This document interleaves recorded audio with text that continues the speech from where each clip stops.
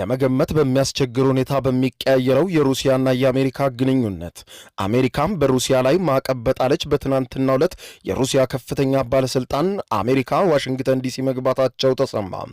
ብዙዎችን ያስገረመም ያስደነቀም ዜና ሆኗል። የሩሲያ ሚኒስትርና ከፍተኛ ዲፕሎማት የሆኑት ክሪል ዲሚትሪ አሜሪካ መግባታቸው የተሰማ ሲሆን ዲፕሎማቱ የሩሲያ የገንዘብ ሚኒስትር እንዲሁም የፕሬዝዳንት ቭላዲሚር ቭላዲሚሮቪች ፑቲን የቅርብ ሰውና ልዩ መልእክተኛ ሲሆኑ በአሜሪካ ቆይታቸው ከፕሬዝዳንት ዶናልድ ትራምፕና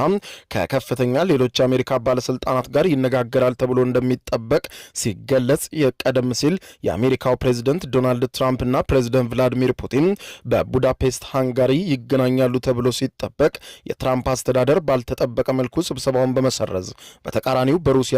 በሩሲያ ግዙፍ የነዳጅ አቅራቢ ኩባንያዎች ሮዝኔፍትና ሉኮይል ላይ ማዕቀብ ጣሉ የሚታወስ ሲሆን ማዕቀቡ የነዳጅ አቅራቢ ኩባንያዎች የዶላር አቅርቦት እንዳይኖራቸው የሚያግድ መሆኑን ያነሱት ዘገባዎቹ የአሜሪካን ማዕቀብ ተከትሎ የሩሲያው ፕሬዝዳንት ቭላዲሚር ፑቲን የተጠበቀ ቁጣቸውን ከመግለጽ ይልቅ አሜሪካና የትራምፕ አስተዳደር በሩሲያ ላይ ማዕቀብ ከመጫንና በተለያዩ ንግግሮች ላይ ጫና ከማሳደር ይልቅ የሁለቱን ሀገራት መጻኢ ዕድል በሚያጠናክር መልኩ በተለይም ደግሞ ኢኮኖሚያዊ ትብብራቸውን እንዲቀጥሉ እንጠይቃለን ብለዋል።